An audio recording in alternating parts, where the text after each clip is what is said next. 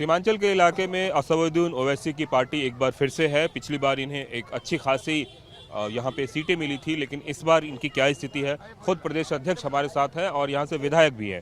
Sir, आप दोबारा से एक बार किस्मत आजमा रहे हैं और आपके ऊपर बड़ी जिम्मेवारी भी है पूरे इलाके की। किस तरीके से इस बार के चुनाव को देख रहे हैं? मैं पिछले बार से बेहतर देख रहा हूँ और हम समझते हैं कि सीमांचल के लोगों की आंखों की पट्टी खुली है।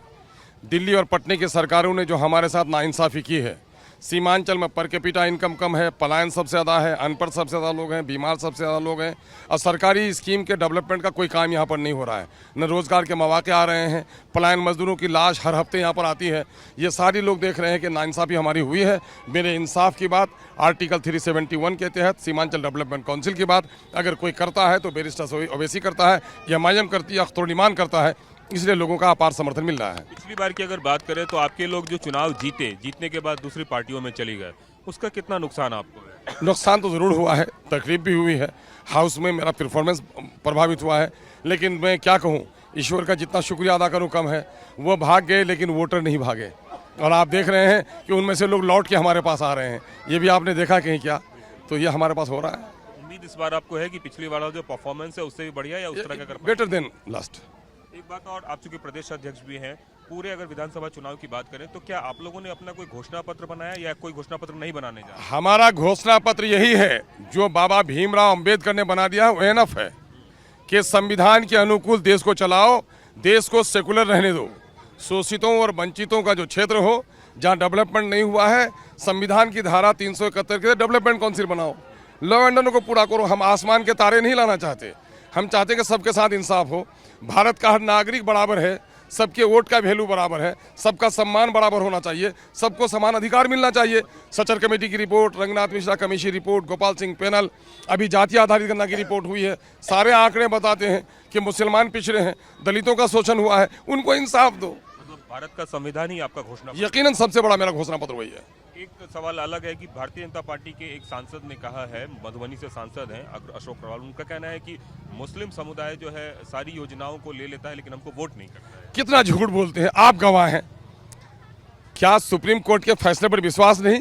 सुप्रीम कोर्ट और दिल्ली के हाई कोर्ट के जजेस की रिपोर्ट है, सच्चिदानंद रंगनाथ मिश्रा कमीशन, गोपाल सिंह पैनल की रिपोर्ट है और अभी कोई और नहीं, भाजपा की और जदयू की साझा सरकार ने अभी जो रिपोर्ट लाया है, जाति आधारित गणना की रिपोर्ट, उसमें दर्शाया गया है कि सबसे कम नौकरी मुसलमानों को मिली। 3,68,000 की जगह पर 1,73,000, 2 लाख नौकरी से इनको वंचित रखा गया। 4 लाख नौकरी मिलने वाली थी दलितों को, उनको 3 लाख नौकरी मिली, उनको वंचित रखा गया। अग्री जाति के लोगों को जिनकी आबादी 37 लाख, नौकरी में हिस्सेदारी 58,000, 1,87,000 नौकरी मिली। आबादी नीतीश कुमार जी की बिरादरी की 37 लाख 58,000 की जगह पर 1,18,000 मिली। यादवों को 2,90,000 की 2,90,000 मिली, लेकिन सबसे बड़ी आबादी 20% दलित की, उसकी 1 लाख नौकरी खाई इन जालिमों ने। और मुसलमान जो गरीब है, आज सबसे दयनीय उसकी हालत है और उनको 2 लाख नौकरी इन लोगों ने चबा ली। उसके बाद झूठ बोल रहे हैं ये लोग, झूठ हैं या मक्कार हैं या फरेबी हैं। ये कहीं ना कहीं से देश में उन्माद फैलाते हैं, जाति आधारित पर लोगों को बांटते हैं। हम इंसाफ की बात करते हैं, हम शोषितों और वंचितों की लड़ाई लड़ते हैं।